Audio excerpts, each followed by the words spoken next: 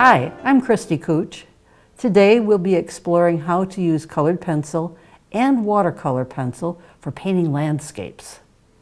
Lots of people avoid landscapes in colored pencil due to the amount of time they think the subject will take to paint, or that certain textures won't be possible to achieve.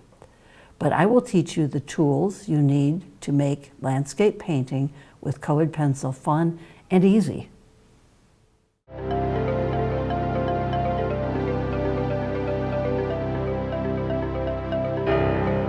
Here we have marine blue, another nice deep blue.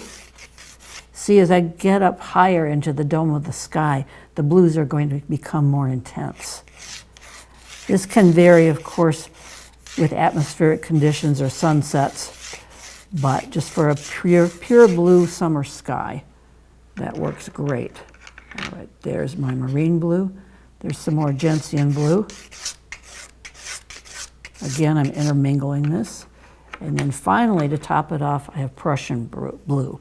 Prussian blue is a very concentrated blue. And notice I'm using the side of the pencil.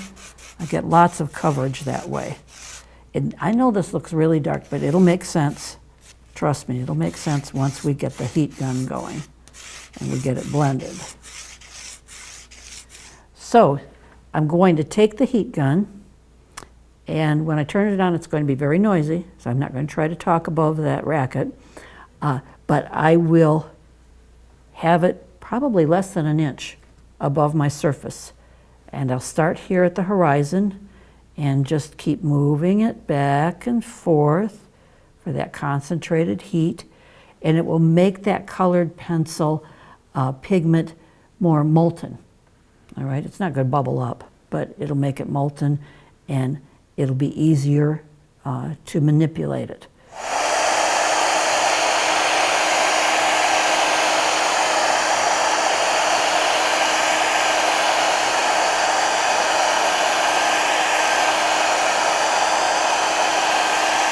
All right, now pick up your brush and start in the light area, the light value, and blend. Really scrub it in there. Give it plenty of elbow grease.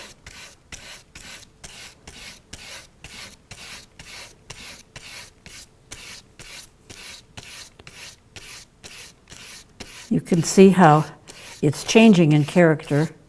Look at the difference between down here where it's smooth and toward the top where it's still very granular looking.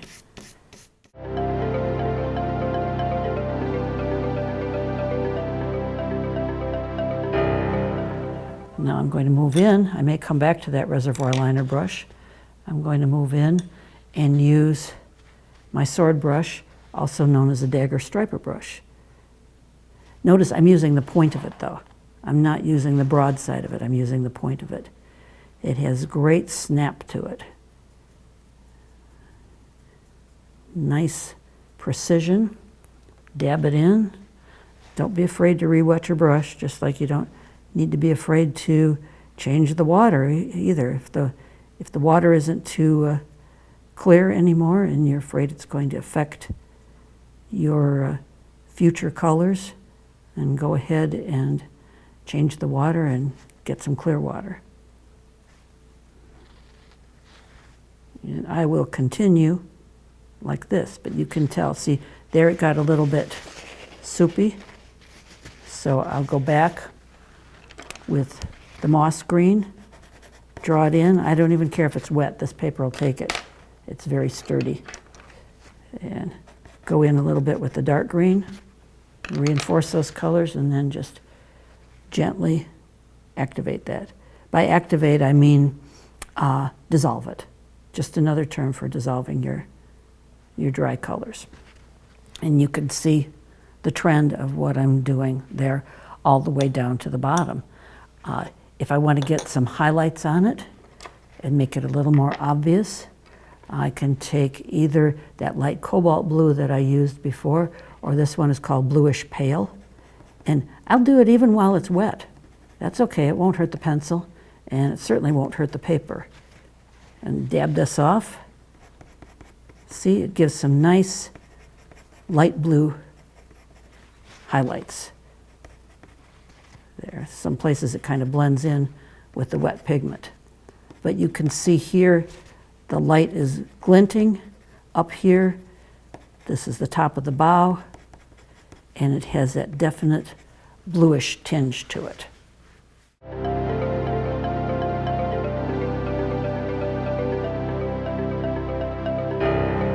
So here I have my palette, but before I do any of that, this is a stylus.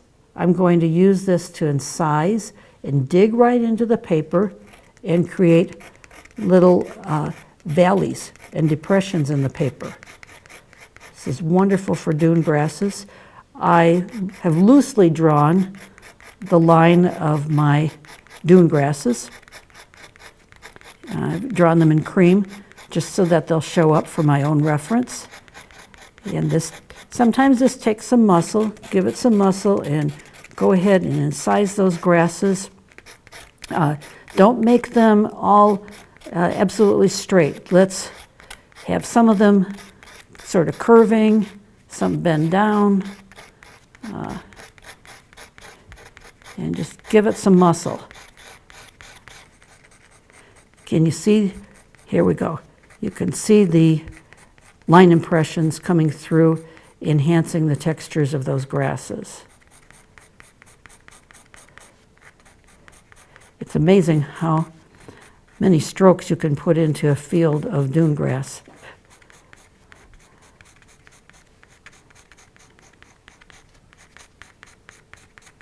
All right.